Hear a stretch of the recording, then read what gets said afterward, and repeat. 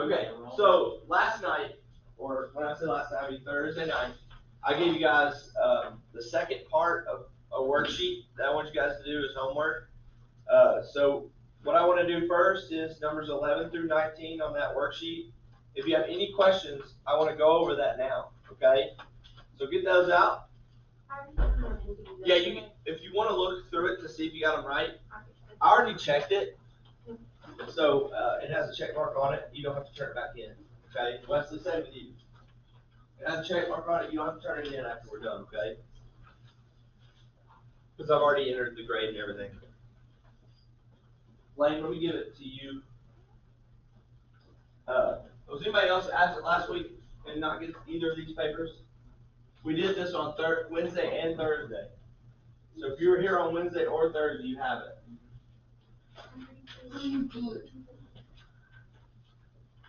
Huh? Yes, sir. I turned mine in on Google Classroom? Okay. Did you take it off? I didn't. I took a picture of it and I submitted it, and it's not here anymore.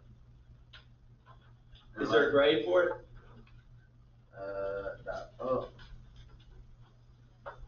Did I put 100 on it?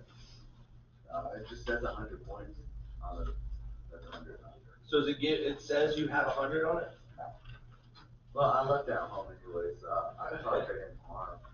Yeah, I don't know then, because there's a possibility that if it says that you got 100 on it, I graded it, I just didn't return it to you.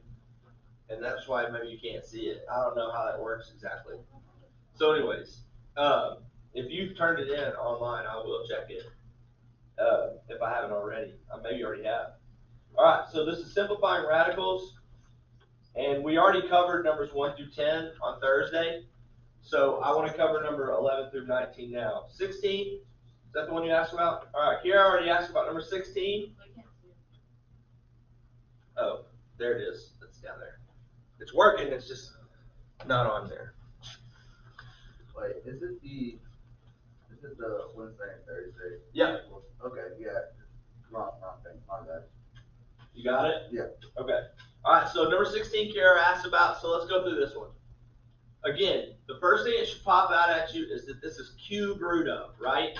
So we're thinking about perfect cubes. We're thinking about multiples of 3, okay? So when we start with this number, we're doing the cube root of negative 625, okay? So that's your focus first. We'll worry about the variables in a second. Is 625 one of those perfect cubes on my list? It's not. If it's not one of my perfect cubes, then you got to figure out if there's a perfect cube that goes into it, okay?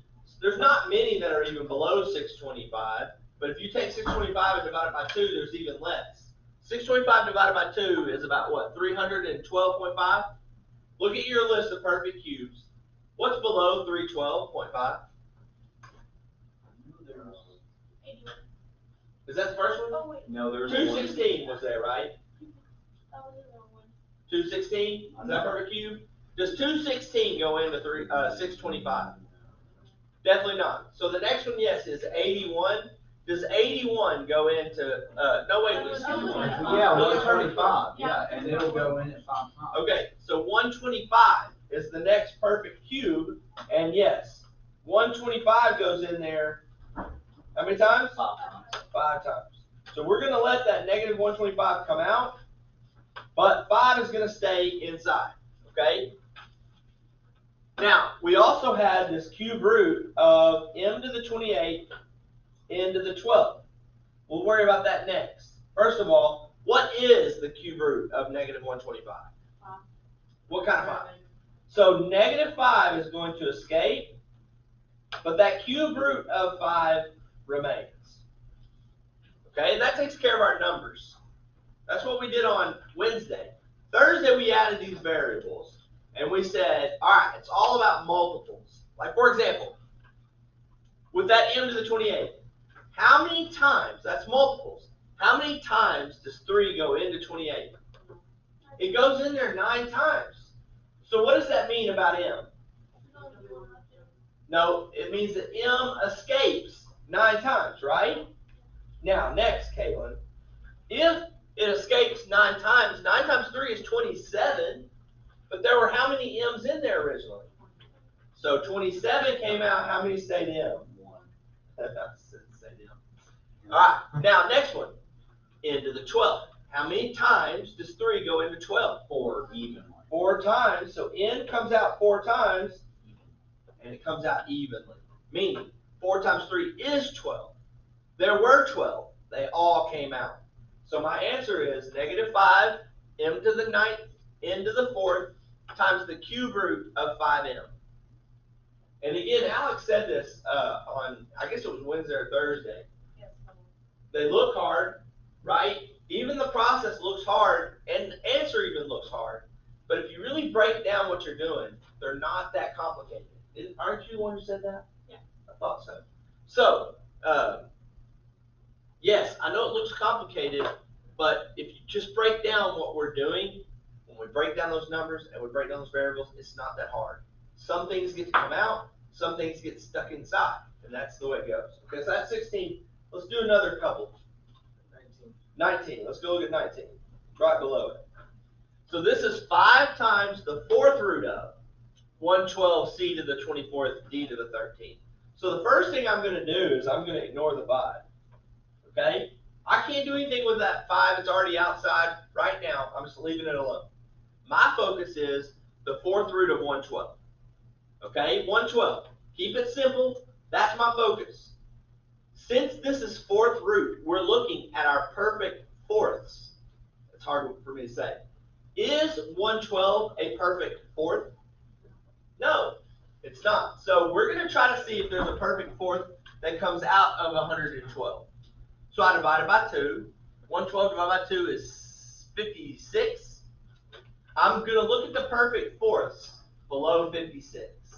The perfect fourths below 56, what's the first one? Below 56. Isn't 16 the first perfect fourth below 56? So does 16 go into 112? Okay, so we're going to use 16. And how many times does it go into 112? 7 times. Okay, 16 is the only perfect fourth that helps me, and it goes into 112 7 times. Now don't forget about your 4th root of all your variables. We'll deal with that in a second. So let's just focus on our numbers first. Okay, that's how we help ourselves, is we just focus on numbers. You forget all about the variables for the time being. What happens to that 4th root of 16? It escapes out as a 2. Remember, it's the 4th root of 16. So that comes out as a whole number 2. We already had a whole number out there. What was it? 5, so you multiply those together. So 10 is on the outside. What's still stuck on the inside? 7. So we've got 10 as our number on the outside. We've got 4th root of 7 still left inside. Now we can focus on our variables. And again, since this is 4th root of, we're thinking about multiples of 4. How many times will 4 go into 24? 6. So C comes out 6 times. Evenly. That means 6 times 4 is 24. There were 24. There's no more left. It came out evenly. But how many times does 4 go into 13? 3 times with 1 left. So D comes out 3 times. But since 3 times 4 is 12, and there were 13 in there, there's still how many D's left? 1. There's still 1 D left. So our answer is 10 C to the 6th D to the 3rd times the 4th root of 7D. Okay? If you just focus on your numbers and then your variables. So you take what we did Wednesday and then what we added on Thursday, and you just focus on those separately. When you put it all together, it should be fairly doable. Okay?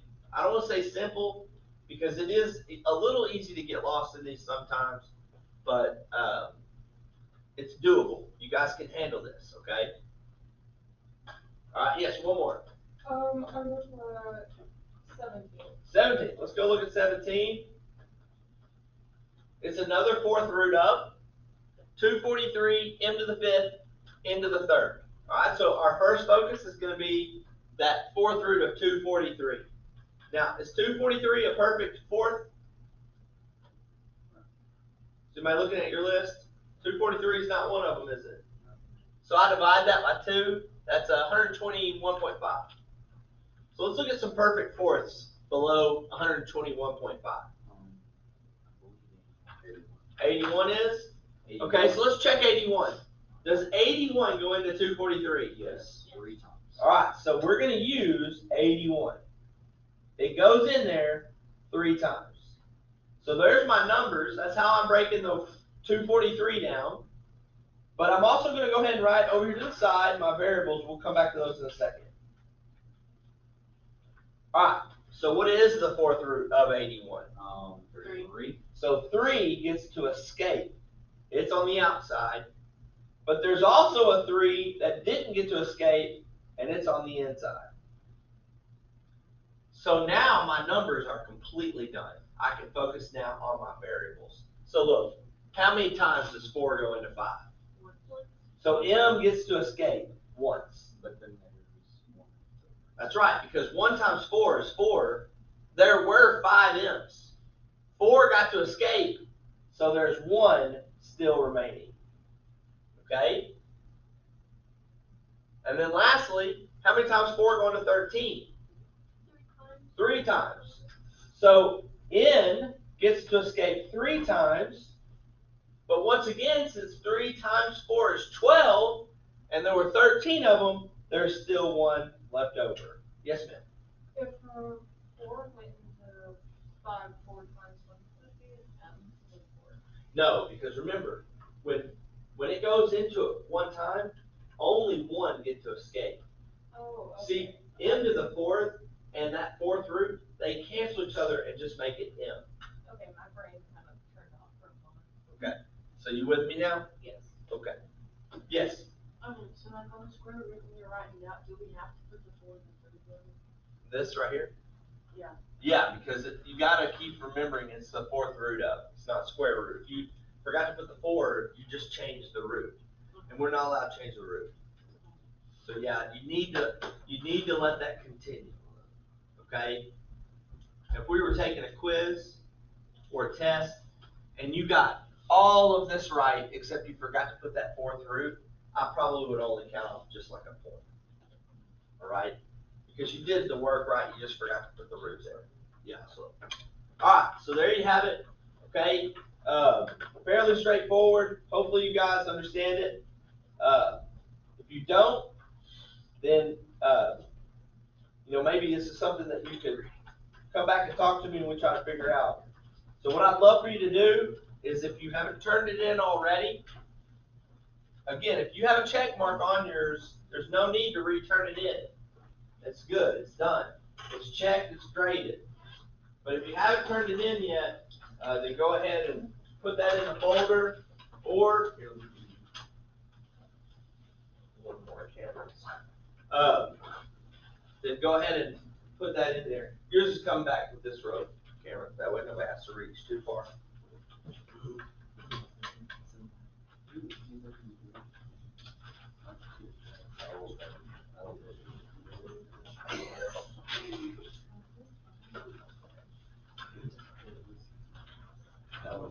Okay, we're going to do similar to what we did last week. We are going to cut this into 2 days. So we're going to basically do the first side of this note sheet today, the back side tomorrow. Okay?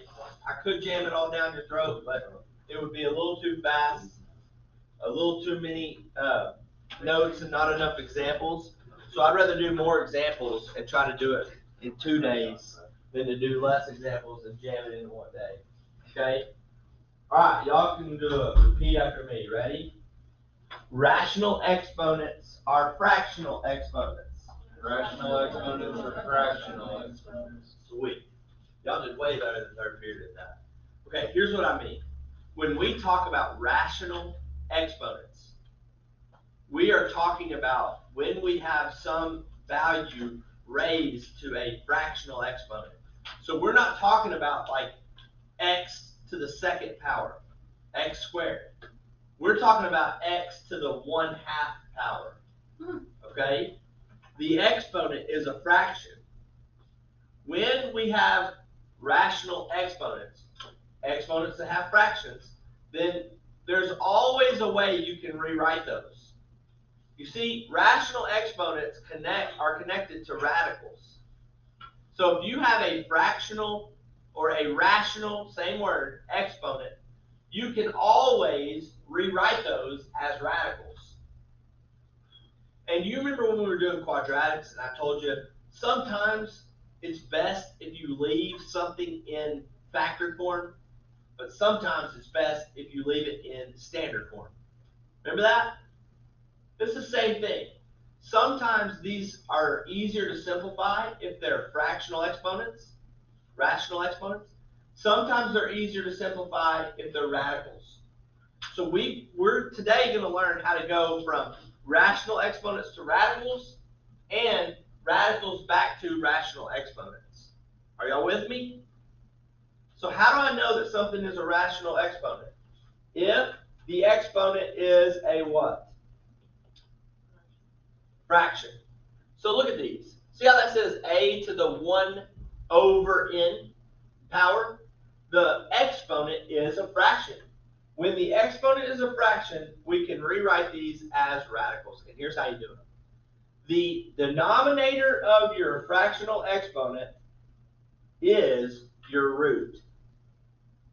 So what's the denominator of this fractional exponent? So it'd be An n. So if I were rewriting this as a radical, it's the nth root of. The nth root of. So the denominator of your fractional exponent is the root. That's the first key to rewriting these correctly. You got me? Whether I'm going one direction or the other, the root is the denominator of the exponent. The denominator of the exponent is the root. Okay? And then, of course, the rest of it is pretty straightforward. The base of your exponent is inside your radicand, or inside your radical, it's your radicand. And it's raised to whatever the numerator's exponent is. Well, what's the numerator's exponent in this one? 1. Well, what's a to the first? just a. So, completely simplified and written, a to the 1 over n power is the nth root of a.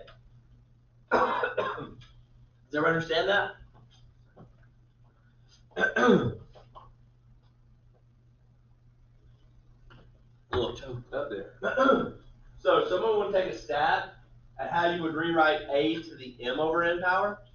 I'm thinking it would be or it'd be the nth square root of. No.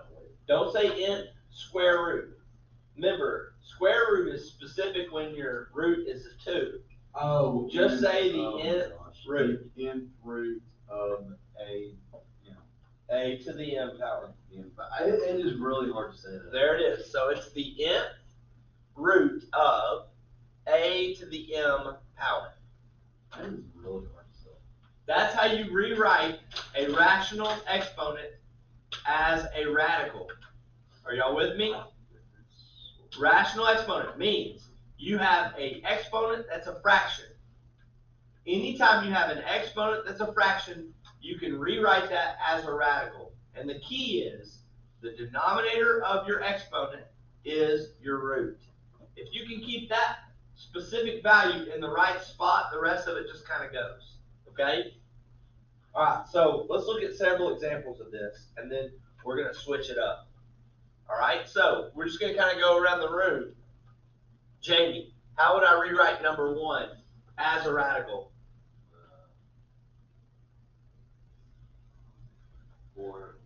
The fourth root of x. The fourth root of x. Now think about it. Can it be simplified? No. Think about what we talked about on Thursday. Can 4 go into an understood 1? No. So x doesn't get to escape. It gets stuck all inside. So fourth root of x is my answer. Does that make sense? Okay? All right, Alex, you want to give this one a stab? Number two. Number 2. Okay. And then, let's see, the square root. Square root of 15. 15n. Perfect. Again, how did you know square root? Okay, because the denominator of your fractional exponent is a 2. Now, if you put a little 2 there, am I marking it wrong? No. But it's the one time where you don't have to write anything. Because if that root's a 2, you know it's square root, okay?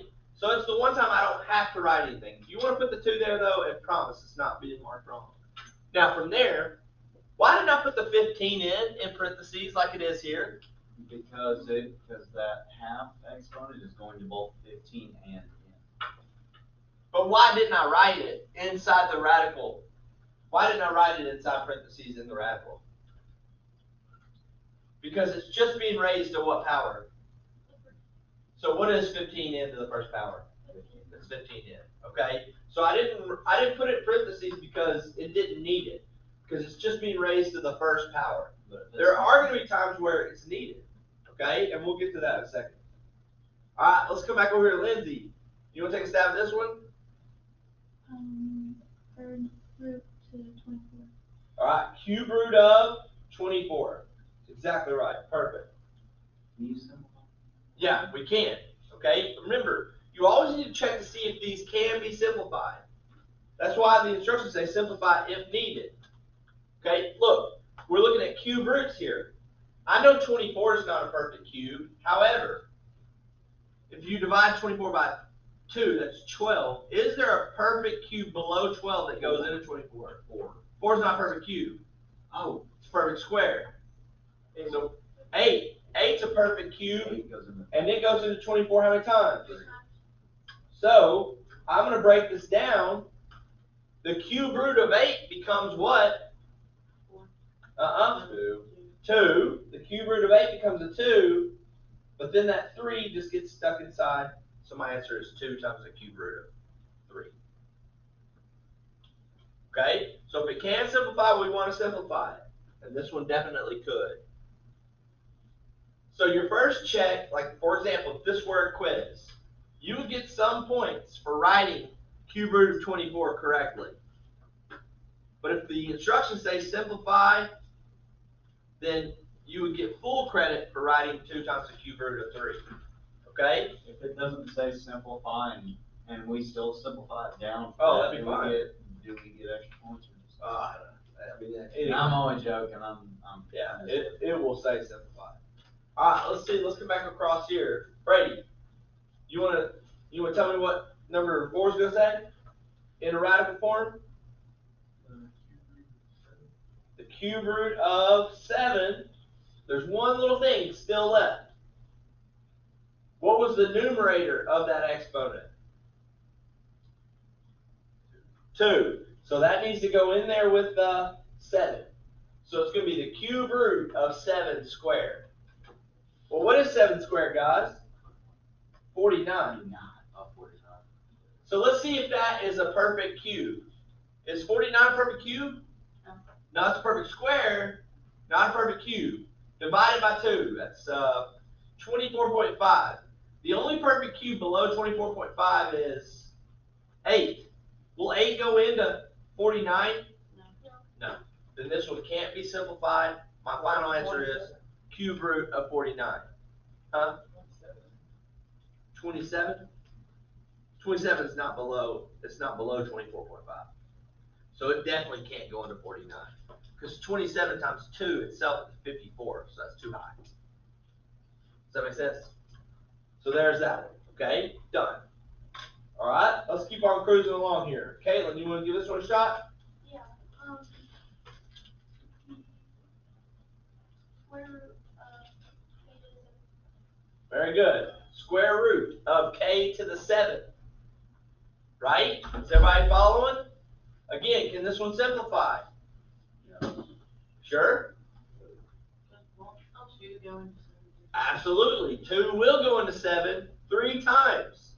So what does that mean about k? It gets to escape 3 times. Absolutely. What's 3 times 2? 6. How many were there? There were 7. So you still have 1 that stays inside that radical. So look at that, guys. That just made my brain hurt. Let me, if you struggle with that, let me talk you through it one more time. Look at this. 2 goes into 7 3 times. So K gets to escape 3 times. Well, 3 times 2 is 6. There were 7 inside, so you still have 1. I just wasn't thinking that one when I first looked I know, and that's fine. It's the first time we've talked about it. Okay, let me just come out like that. Number 6, let's see, Cameron. You want to tell us what number 6 is? It is 4 Fourth root of 3 to the 5th. 3 to the 5th. Very good. There's 2 ways to simplify this problem. I want to show you the easiest way, okay? Actually, I'm going to show you both. But I'm going to show you both, showing you why the first way is better. If you ever come across a problem like this, where the root is bigger than your exponent. Maston, are you with me? If you come across a problem, let me, so I can reach it here. I can't get closer without zooming way in. Are you good? Okay, if you come across a problem where the root is bigger than the exponent, don't forget, you can treat this like a variable. Here's what I mean. How many times will 4 go into 5? So 3 gets to escape how many times? Once. But 1 times 4 is 4. How many 3s were there? 5. There were 5. So how many stay inside? 1. So I could have simplified this using the same rule that we use for variables. And 3 was able to escape once, and 3 stayed in once. So my answer simplified is 3 times the 4th root of 3. Let me show you the other way.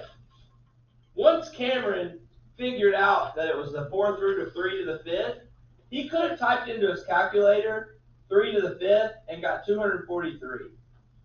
Right? And then he would have said, okay, I need to check to see if 243 is a perfect 4th. Right? A perfect 4th. Well, if you look at your list, 243 is not a perfect 4th. So I divided by 2, that's 121.5. I checked the perfect fourths below 121.5. The first perfect fourth below 121.5 is 81. Does 81 go into 243? So 81 is the perfect fourth that goes into 243 3 times. Well, guess what the 4th root of 81 is? 3. It's 3. So 3 comes out, and that 3 stays in. Now here's my question. Which one looks more complicated? This or what we did first? First. So when your exponent, restate that.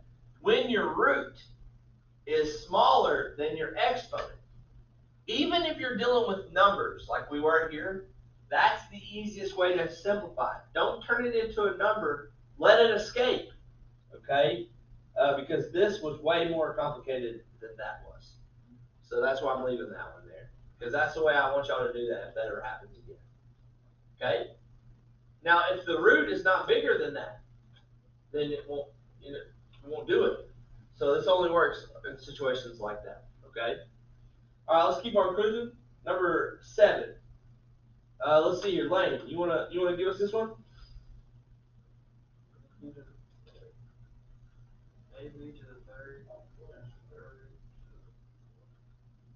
No, not the square root, but the 4th root. Like that.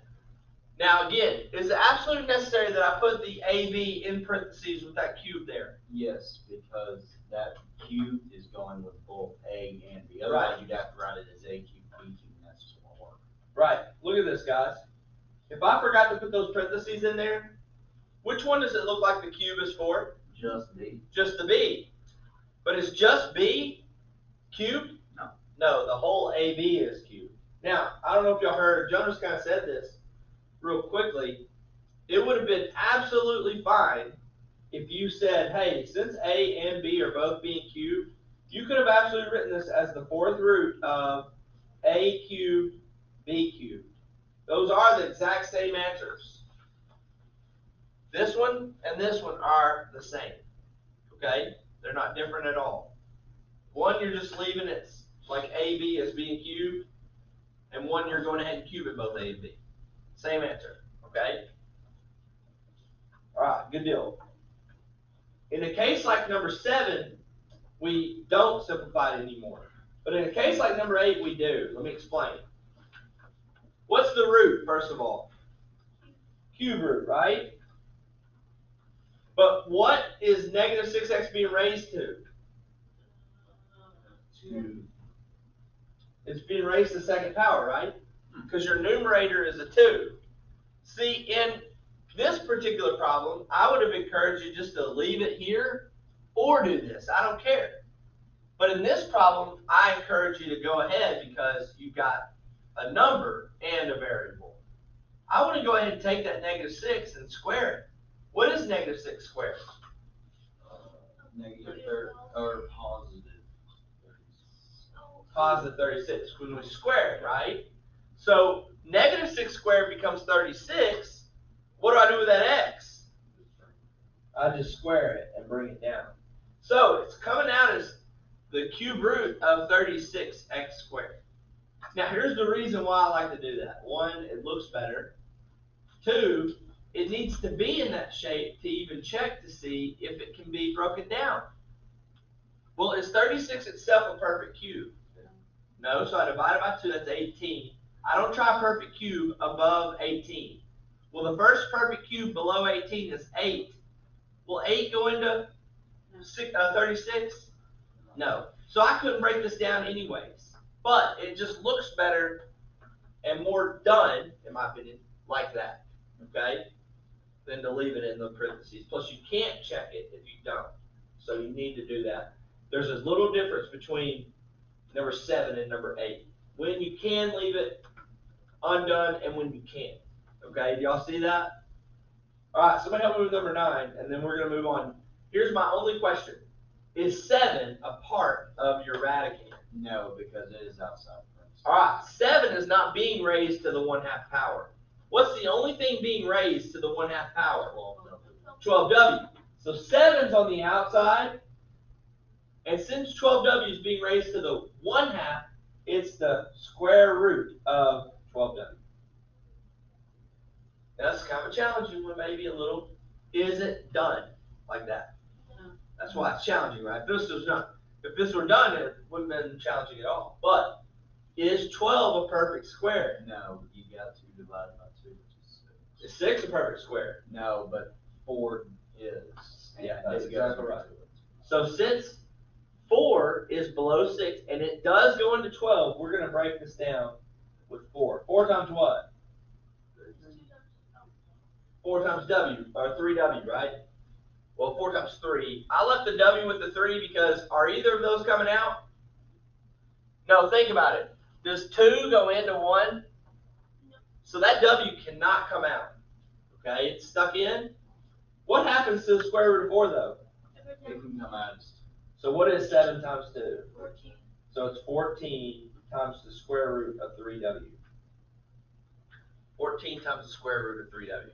What would be the change if you put w with 4? Would it be 14w times the square towards the square root of 3? Would that be? No. W can't escape. No. Because the exponent for w is 1. So 2 can't. Oh, I see what I'm talking about. So that's why that w has to stay So inside. 4 goes into 12w 3 times with w. Right. That's why. I just left the w with the 3 because I knew neither of those are coming out.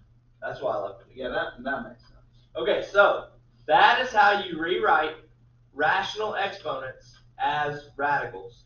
How do I know it's a rational exponent? If there's a fraction in the exponent's position. If there's a fraction in the exponent's position, I know it can be rewritten as a radical. The denominator of your fraction is your root. So, now, with that being the case, let's go back the opposite direction to finish this lesson off. Now let's take a radical and let's rewrite it as a rational exponent. An exponent with a fraction. So once again, you gotta keep your focus on that same thing. Your root is the what of your what? The root, the denominator of your fractional exponent, And the right? exponent of whatever's in the radicand, whatever you call it. The base, this is the radicand, 16 is in the radicand, and that becomes the base of your exponent. Well, your exponent is a fraction, correct? And what's the denominator of that fraction? 3. Wouldn't the top be 1? You gotta have something in the top, right? You gotta have something there. So Kiara, why do you think it's a 1? Because there's no other number. Exactly. 16 is not being raised to any other power, so it has to be a 1. You have to have something in that numerator spot. So look to see if there's a exponent. If there's no exponent, then it's 1. Okay? So 16 to the 1/3. All right, Kelby, you want to give me the next one? All right, let's go. X and then the Y is the denominator. Wait, what? I thought that was a fraction. Okay, it does, right? You do need a fraction. What's the denominator of that fraction? It's a Y. Not y. Remember, what was the rule? 1. The root is the denominator. What's the root, the way that's written? 2. So the root, 2, is the denominator. Okay? Now, what's underneath that radical? What's underneath it? Both x and what? Y. So both of those are your base. Okay? So xy is being raised to what power? Not just the second. Remember, it has to be a fraction. The half. That's exactly right. Now, let me ask this question. I want y'all to look at that. Is there something else I gotta do to it in order to make sure it? Yes, put X, Y. Why? So the 1 goes both of them. The way it looks right now, it looks like just what is raised to the 1/2 power? The y. But was just y in the radical? No, both x and y were. So I gotta put xy in parentheses. Okay? That's that last thing you need to do there, if you didn't do it at the beginning, to remind you that both of those are being raised to that 1/2 power. Okay? All right, Amron, you want to give this one a shot? You don't want to? Okay? Okay. Jonas, go for it. So Just give the answer. You don't have to explain it. I got 8W in parentheses by the power of 1/4. All right, exactly right. Does everybody agree with that? Look, 8W is the base. Your root is your denominator. There is no exponent, so you know it's a 1. He knew to put the 8W in parentheses. Done. Okay? Yes. Why is that 8W? Because the 8W were both under your radical. So since they're both under your radical, they both have to be raised to that 1/4 power. If I just put it without it, look at this, Alex. If I put it without it, what does it look like is raised to the 1/4 power? Just W. But they were both in the radical, so they're both raised to the 1/4. Does that make sense? That's a common thing that people are confused about. Does everybody have that one? All right, let's keep on going. Madison, how would I rewrite number 13? You want to try it? You don't? Okay. Who want? I don't want to keep picking on people if you don't want to do it. Who wants to do it? All right, Kara, what you got? 11 to 11 to the 2/3 power. Exactly right. Look at that. 11 is the base. You know that the root 3 is your denominator. And since there is an exponent, you know that has to be the numerator. Done. How about 14? Somebody? Wesley, go. K to the 5/4. Perfect. Everybody got that? If you have a question, ask me. Now this one and number 16 look tricky, but they're not, okay? It's still the same concept. It doesn't matter if the parentheses are inside the radical or outside. What's the base? 3m, right? And what's the exponent? 7/2. 7/2. Since it's all in the radical, we got to tell it that that 3m is in parentheses. So 3m is being raised to the 7 halves. Remember, the root is your denominator, too. That 7 is an exponent. It's got to be the numerator, right? So 3m in parentheses to the 7 halves. All right? Let's look at number 16. It's very similar to that one. What's your base? -2a. What's your fractional exponent? 5/4. Y'all go with that? And then the last two, because it's not all being raised to exponents, they each individually, they each individually have their own exponent. So just start with 10. What would 10 be? 5/2. Again, it has its own exponent of 5, so that's the numerator, but the root is 2. So 10 to the 5 halves. Everybody see that? Okay, what would a be? A to the 3 halves, right? And then finally, what would b be? B to the 1 half. So they all take on their own individual. Yes? So like, if it's in a square root in parentheses, so you just kind of throw away the square roots. Not the square root, the root symbol. Yeah. So like, if it's square root 3m, So 3m is in parentheses, and then that's your numerator, and that root is your denominator. All right. Last one, guys, real quick, and let me give you. Are we almost out of time? Yeah. Shoot. Your homework is 1 through 10 on this worksheet. Easy. 1 through 10. It'll take you no time at all. Tomorrow we'll finish this up.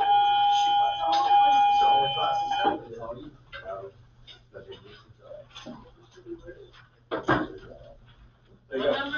1 through 10. First 10. Alright, easy enough. You'll knock it out fast, I promise. If you try. If you know what you're doing, you will. You don't forget to turn off your. Yeah, I'm doing that right now. Let's see how long that was.